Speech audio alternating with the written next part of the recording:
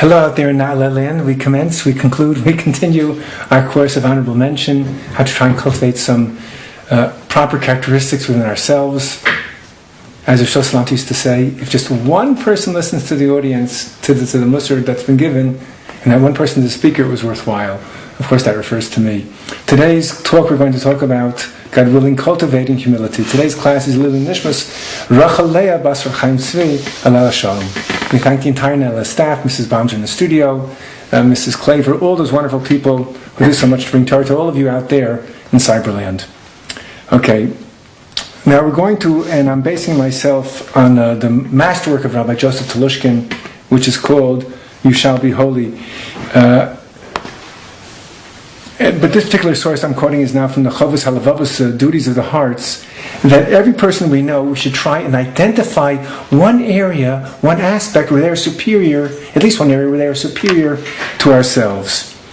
And he quotes the Chovos HaLevavos. They asked one of the great sages, how did you become the undisputed leader of your generation? And he answered, I never found a person who I didn't feel that is at least in one area superior to me.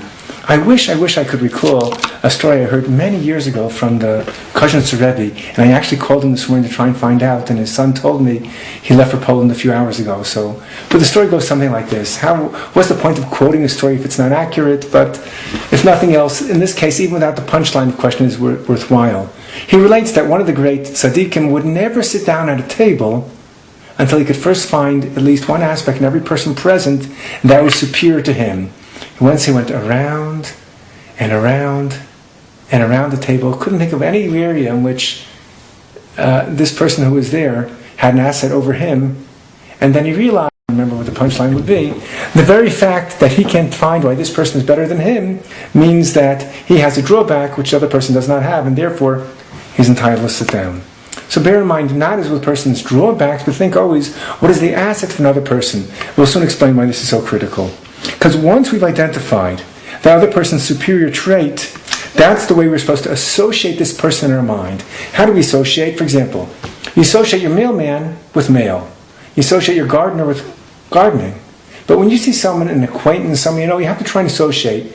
You try and find something which is a positive association. One time you saw this person being very kind. One time you saw this lady being very, very patient with her children. Make that always your association. Human nature is to do the opposite. You find someone doing something inferior, someone doing something, a drawback, a detriment, and we associate with that fault, with that flaw. That's not the way to do it. Always think about this superior thing that's good for them, it's good for you, it's good for everyone. That should be our association, the good thing. Human nature is sometimes we want to be fair, so we'll say a few good things and then we go on to all the bad things and we linger on those. No, just try and focus on the good of someone else. This will help cultivate humility. Another thing is, which is of course a Mishnah in Pirkei Avos, the Gemara Megillah, quoted all the time, it's quoted but it's not so fulfilled.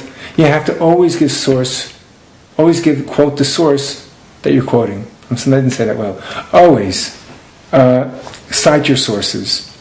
And as an author, I know that I'm somewhat distressed by this. People quote me, they don't give credit. I wrote a book entitled Above the Bottom Line, Stories of Integrity. There's a Yiddish newspaper which for an entire year published the stories from this book without giving any credit to the author, entitled Ehrlichkeit, Integrity, without giving source to the author. Cite your sources. For what this is, besides fulfilling that which the Gemara teaches us, it's not only the fair thing to do, and it also is a way of avoiding stealing. It's also a reminder that our wisdom is built upon other people, which is important.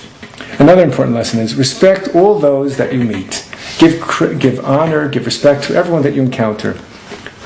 Says the Mishnah in Pirkei Avos, the worthy person is the one who honors others. The average person, and this is Rabbi Dr. Tursky points out, Rabbi Dr. Shia Tursky, the average person we consider someone who is respectful. We consider the average person, one who receives honor must be an honorable person. The Torah teaches the opposite. It's not one who receives honor, but one who affords honor. One who gives honor to others, they are the honorable person. Not the one who receives, but the one who gives to others. That makes a person, that's a credit to how honorable they are. Okay, something we've mentioned already once before. It is human nature to judge other people by what they do and ourselves by our intentions. That's a pitfall. We judge other people by what they accomplish and ourselves by what we intend. We don't judge ourselves by our accomplishments. And we often give other people they intended well, but they didn't do that.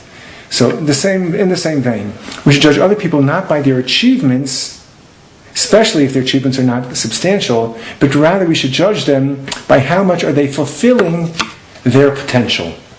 And this is a very critical question, and I say as one who's modestly involved in education, a critical thing which I'm trying to impress upon my students is try to use your potential. It's somewhat remarkable, almost bordering on humorous. I ask my students often, we've spoken about this in the course of Na'aleh, we discussed the Alter from Slobodka, and Slobodka would build a person up.